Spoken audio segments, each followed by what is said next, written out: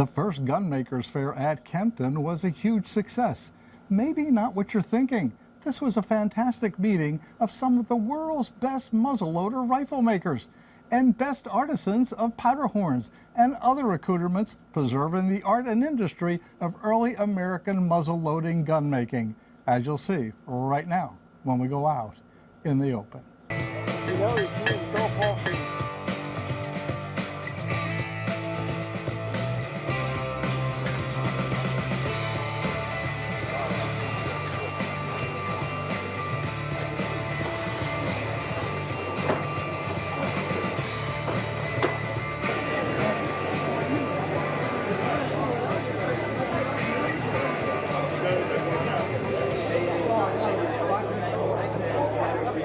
Out in the Open is brought to you by statewide abstract and national abstract companies. For 35 years, the Pocono choice when you need a real estate title research company.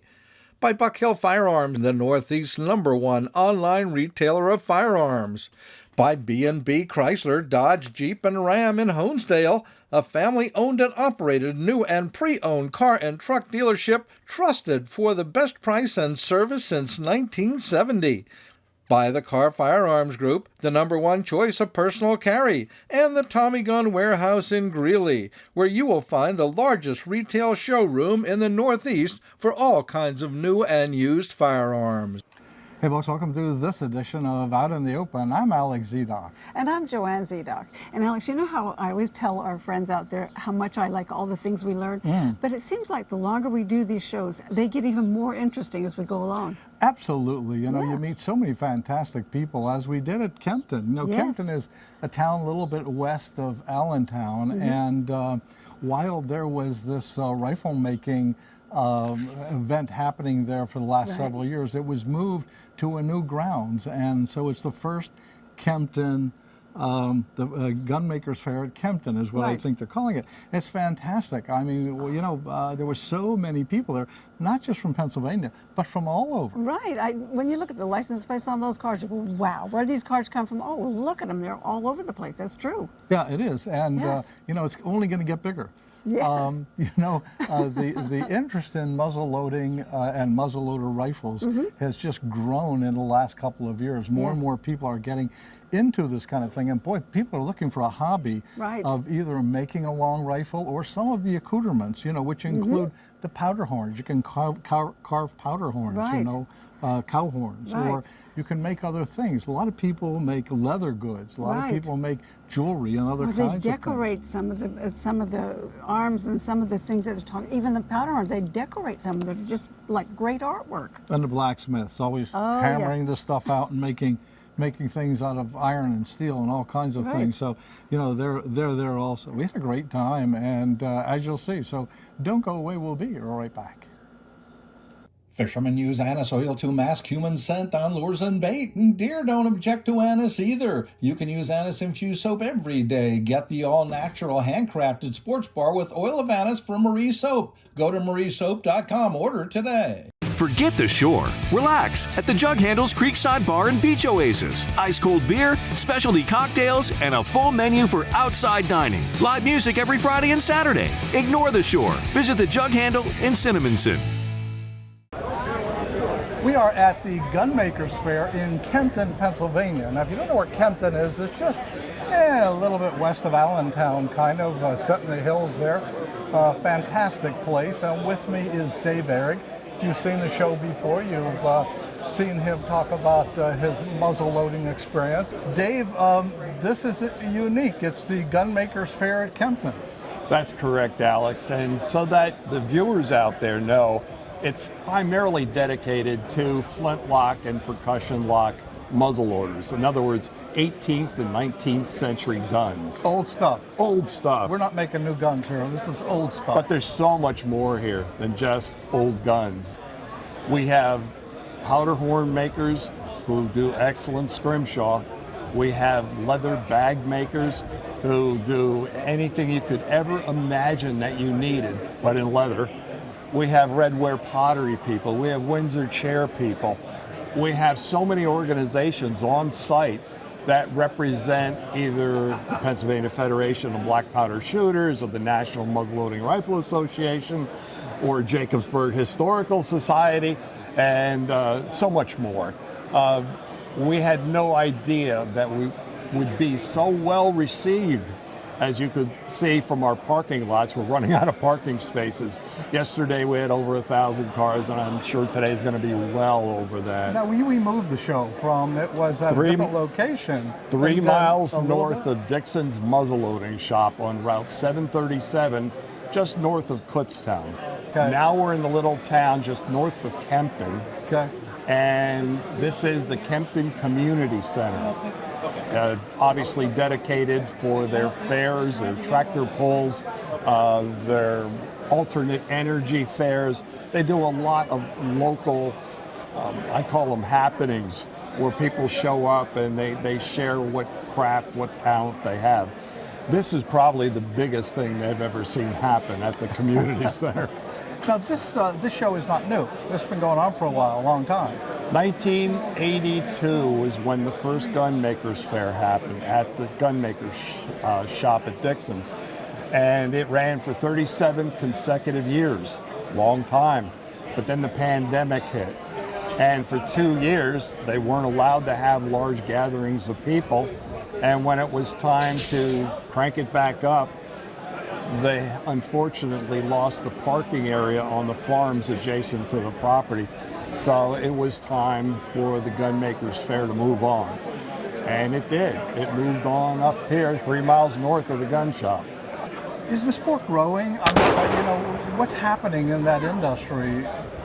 4 years ago, when I took on the hat of editor of Muzzle Blast, we were at a crossroads of aging out. The average age of the muzzleloaders was like 55, and we weren't seeing the young people. So when I came in as editor, we tried to turn that around. Not just me, but all of the administration, all the territorial people. And it's growing, Alex. It's growing by leaps and bounds. At Friendship, Indiana, where the home of the National is, 1,400 acres is a lot of land to fill. And we fill it up twice a year, June and September, with national shoots. But we've dedicated a lot of those shoots to kids. They get to shoot for free, they get to have fun, and they learn. And that's really what we are doing now with our educational outreach here at the Gunmakers Fair. So to speak, we're passing the torch to those who were less than 55 years old. Because those of us who are older than 55 years old, Quite. If we don't do it now, when? Exactly. Now, beside demonstrations, I know you mentioned so many different aspects and different people who are here. I mean, there are blacksmiths here. I think there's 3 blacksmiths here doing blacksmith work, and that's an art that's coming back. People are getting into these older hands-on crafts, and people want to do that. You know, it's not just the gardening, you know, that people want to get back into.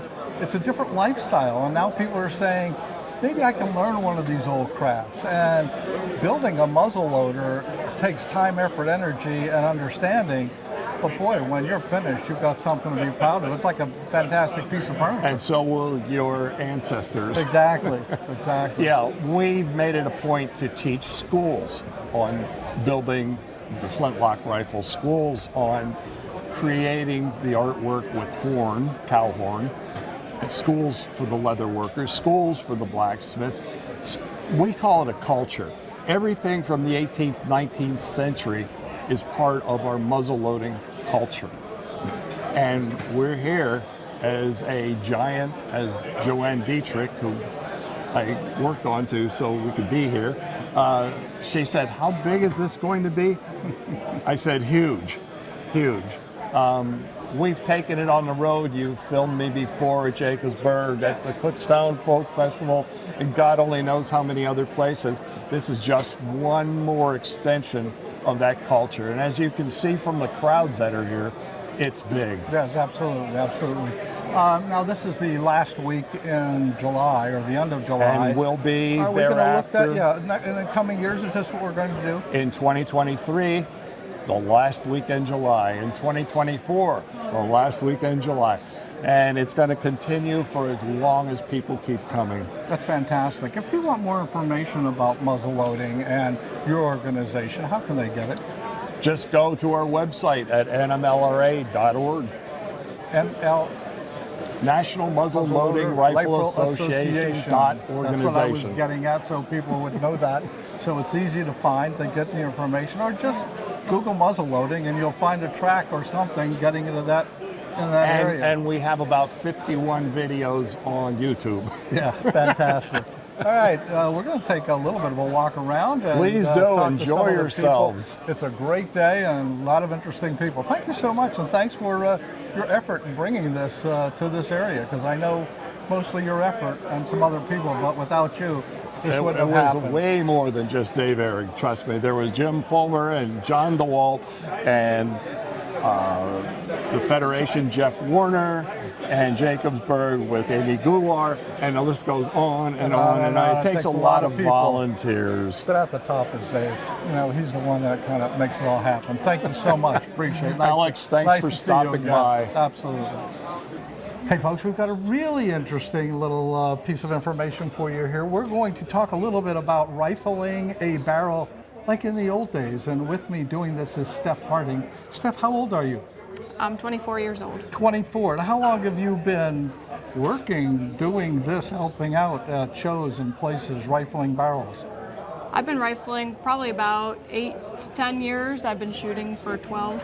Shooting muzzleloaders? Yes. Wow, that's interesting. How did you ever come about shooting muzzleloaders? My dad brought me to a club called Blue Mountain in Charlottesville. Okay. And he shot there competitively, and I got into it, and I enjoyed it and met a few people. And you shoot competitively, or do you hunt? I do both. I shoot competitively. We shoot once a month, and then I also go hunting in the winter time. That's fantastic. That's kind of an unusual situation for someone your age. I hate to say that, but I mean, and that's great. I think it's super. You know, this machine that we're looking at here is something that's a reproduction of another type of. I mean, this was a reproduction made to rifle barrels and show people how it was done in the old days. Right. Why do we? I mean, I know why we rifle barrels, but explain to the people why do we put this groove in the barrel? So, the whole reason for rifling a barrel is to help the ball shoot straighter and makes it spin. Yes. Okay. So this is a time-consuming process here. It takes two people. You work one end, putting grease, oil, whatever you do on this side, and down there we've got another person who actually is it turning this? We're going to see this in operation. It turns and you keep moving the piece inside and it cuts a groove all the way down? Correct. Time consuming. Yeah. How many hours? It takes two people going at it about 10 hours. To make a barrel, and the barrel is steel, so gotta be interesting. All right, let's see this operation work, and congratulations, this is super. This is one of the best interviews of the whole show, actually. Thank you. Talking to you, thank you. All right, let's see how this thing works. So it takes two people to rifle a barrel. Okay. I'll stay down at this end. My job is to clean off the shavings and oil it, and then down at the other end, he'll pull back and pull and push, and that'll be helping to cut the groove. One more. This is the last one. Okay. Right here.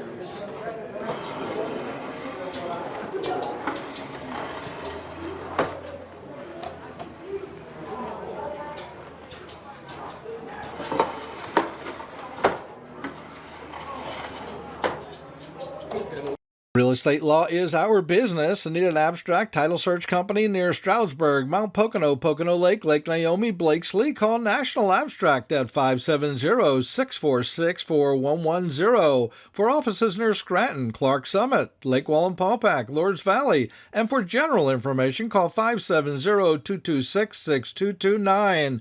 For 35 years helping people with real estate, we're a Pocono experience you can't afford. Call 570-226-6229. Buck Hill Firearms, located at 115 Route 390 in Cresco, Pennsylvania. You never have to make an appointment. We're open 10 a.m. till 5 p.m. Tuesday through Saturday. Buck Hill Firearms is a full-service sports shop including hunting and fishing equipment and live bait. Buck Hill Firearms NRA certified instructors are here to help you choose the gun that's right for you. Buck Hill Firearms, 115 Route 390 at the corner of Route 390 and 940 in Cresco, Pennsylvania. Check out our website at buckhillfirearms.com. Better and better. Don't be shy, stop by and see why so many folks rely on B&B for the best buy. Easy to find in Honesdale. We're making deals on all types of wheels. Brand new Chrysler, Dodge, Jeep, and Ram, and the cleanest pre-owned vehicles in the land. For big choices and the best buys, head to B&B, Chrysler, Dodge, Jeep, and Ram in Honesdale, where smart buyers shop first. B&B, better and better. To translate a vision into reality is true innovation. At Car Arms, we not only manufacture some of the most advanced firearms on the market, we build assurance and reliability through a solid history of quality. We pride ourselves on offering concealable, performance-driven firearm systems that exceed expectations time and time again. Car Arms, American ingenuity at its finest.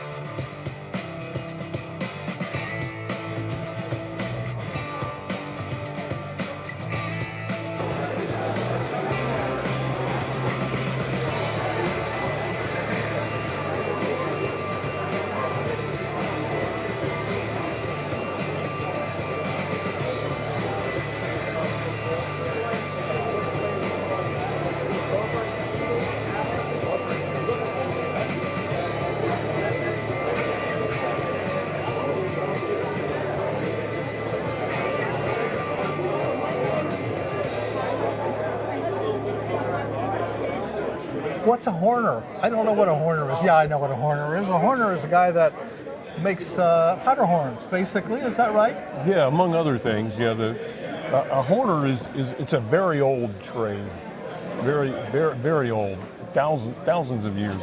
Horn has been used. It was the plastic of from 150 years ago on back. It's plastic, meaning plastic's an adjective, meaning you change the form of something.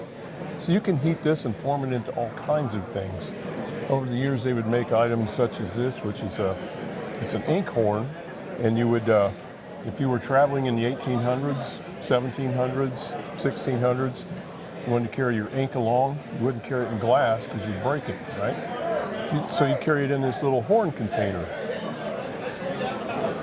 So horns were used for all kinds of things. Yes, sir. And are they horns from a variety of animals, almost any animal, or are they basically a specific type of animal? Powder horns are pretty much from cattle. Okay. For the most part, cattle. Sometimes bison, and you'll hear them referred to as buffalo horns, but they're bison. And milk cows produce a horn that's really nice for a powder horn, but it's pretty much all cattle. Is this what they call, is that like our fingernails, keratin? Is that what a horn is? It is. It's keratin and gelatin. Okay. And it's just like your fingernail. Okay. Now it's held onto a bony core inside that is, it's calcium. It's almost like skull. But the cow's sinuses are inside that. And then the sheath is held onto the bony core by a cuticle. It's just like the one that holds our fingernails on. Okay. And to remove this, you've got to remove that cuticle. So you can do that by boiling, or you can bury it and let the worms eat it, or sometimes you can just sit and wait till it loosens up. So it loosens up by itself inside, it rots, and then you can pull it out. It takes years. I'm sure it would. Yeah, the easy way definitely would be to do some like boiling or whatever else. Now you said, now this has an unusual twist to it. Is that something you did, or is that natural? That's the natural growth of the cow. Okay. Yeah, so this one would have been, this would have probably grown on the left side of the exactly. horn. I could see that. Left side of the cow. And yeah, so we like to go with the natural contour of the horn itself. It's a beautiful complex Bezier curve. So we start off basically, we have a horn here, okay, and you have two ends. You have one end here for a purpose and one end here for a purpose. Yes, sir. And so when you build a horn like this, it was a basic horn, we'll say, that's what you do. You make either wood or something else on both ends to make the horn usable. Yes, sir. To hold something. That's correct. Now, that's the beginning. But when you get something fancy like some of these other ones, the engraving part, that's another step above. Yeah. So this one, it's a contemporary version of a early Philadelphia style horn, which had been about 1740 to 1780 in Philadelphia, which is kind of the epicenter of professional horn builders. So this is an internal screw tip. So this is from a different cow's horn, and then there's a collar, which helps strengthen the threads, and it gives it a really nice appearance. Now, do you do all of that? You thread I do all it? of that. You do Yes, sir. everything. You start with a raw horn. I do. Where do you And get a all chunk your of wood. horns? Well, most of the horns today are imported because the cows in the United States have been polled, which means they bred the horns out of them. Oh. Or they're dehorned. If you drive around the countryside here, you'll see thousands of cows. Yes. No horns. No horns. Right. Okay. So we import them from South America. They polish them so they import as a finished good rather than an agricultural product. Okay. But this one has a band here. Yes, I see. And that's silver. That's pewter. Oh, pewter. Okay. So I poured that and turned that on a lathe. And this is we call it the base plug.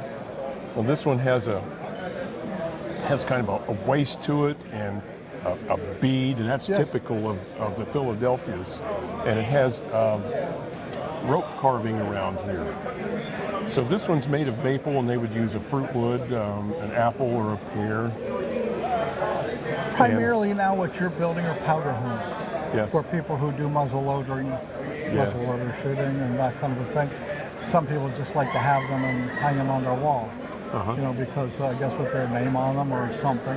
Yeah. But this is different. But This you is do different. carve on these. I carve with a knife. Okay. And this one is a scene from, this is Philadelphia. A guy that, they don't know his name, but he was known today as the pointed tree carver.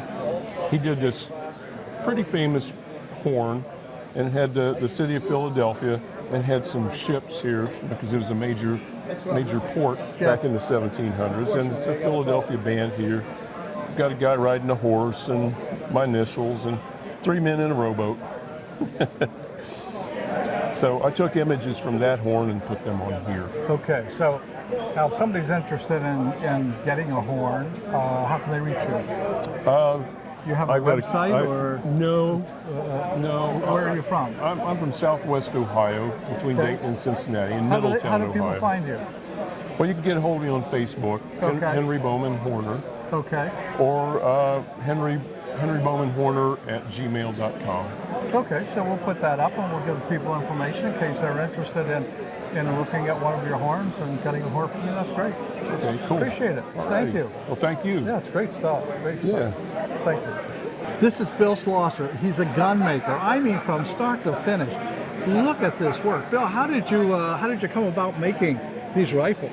Well, it was just an interest from when I was a kid, interested in Daniel Boone and all the frontiers. And it was right here in Pennsylvania, so it kind of really sparked an interest in me. And so I just started building them. Where I could find parts, I would start building and start working. Where are you from? Originally, I'm from Bowling Springs, Pennsylvania. Oh, really? Where are you from now? I'm living in Kentucky now. You're living in Kentucky, building rifles in Kentucky. Yep. Right, so you started in Bowling Springs, Pennsylvania. Yep, Bowling Springs, Pennsylvania, and moved just west of the Cumberland Gap. Fantastic. Where Daniel Boone went So through. you said you started when you were kind of a youngster, interested in this. What does it take? I mean, did you, besides just starting building rifles, did you go to gunsmithing school or? I went to gunsmithing school out of high school, and that was more for modern guns, but just to For instance, right down the road here was Chuck Dixon's shop. Yes, yes. And I went down and saw Chuck when I was probably 16, somewhere around there. And he really got me fired up on this. And that's where I learned a lot of my initial stuff was from Chuck. Let's put this up here so your arm doesn't get tired, and I'll just hold on to it so it doesn't fall over. But this is a fantastic piece. Now, you told me that this is a special gun? Yes, I built this for my wife. Okay. And it's all inlaid with gold and silver. All the brass work is chiseled with a hammer, made it all from scratch. It's all scripture from one end to the other also. That's fantastic, to be able to build things in there. Now, in the old days, they did that with rifles, didn't Yes. they? They put their history in these things. Yes, yes. While they were building them. They certainly used them, and they adorned them. Yes, absolutely, absolutely. Do you build specifically for people, or do you build commission, or mostly specifically for people? They come to me and they tell me what they want. We work out a gun, and then I'll go ahead and build it. What's the most popular caliber that you build? Probably right now 54 calibers. Okay. A lot of guys want to hunt deer with them, and so it's a little bit bigger hole, so that makes it a little bit better. So this is just not something that somebody's going to hang up somewhere, or sometimes whatever. they do. I have Really? quite a few collectors that will buy them and they never fire them. Never fire them. Yep, they're bought for investment. Do they grow in value? Oh yes, absolutely. Year after year? So if somebody's interested in a basic rifle, not anything fancy, just one of your basic rifles, about what price range are we looking at? They start usually around $3,800, depending on how fancy a wood you buy and what for parts we end up with. But yeah, somewhere around there. And then for every little star and whatever that goes in, it just continues. Yeah, depending on how fancy, how intricate they want them. Can I ask you what is the most expensive gun you've sold? Most expensive gun to date was probably $35,000. Wow, that's a lot of gun. Yeah, a lot of gold and silver in it. A lot of gold and silver. Fantastic. If people want more information, how can they get that? I'm on Facebook. They can look me up there. Okay, what's your Facebook? Just go to Bill Slosser. Oh, just go to Bill Slosser. Okay. You wanna It's make open sure to the public. In Kentucky. Yes. Okay. And gun maker, what do you call yourself? Custom gun maker? I'm a custom gun maker, Bill yes. Slosser in Kentucky. Yep. All right. Hey, thank you so much. Thank you. Gorgeous piece. Thank you. Well, folks, I told you, interesting, and we even have more stuff, left over too. So much going on. We couldn't just get it all in one show. Right. You know what's nice, like when we go to a festival like this, some is inside, some is outside, and I like being in the tents and being in the sunshine and just being around there. All that you get to see. And so everything nice. there that you need. Plenty of food. Plenty of shopping, plenty of things for the entire family. And young people get involved, as you saw, and more and more people are. So it's a family event. It's a fun thing to do. And we've got one coming up at the end of October, I believe, in Jacobsburg. And it's another similar kind of an event. And we're going to have more information on that as we get closer. Oh, I know. I'm looking forward to that one, too. Yeah, we have fun when we go there, too, don't we? We do, always. We like this. Can you tell we like doing this? We really like going around and bringing you all this information, all these great things that are happening across Pennsylvania, across the whole East, and across the country.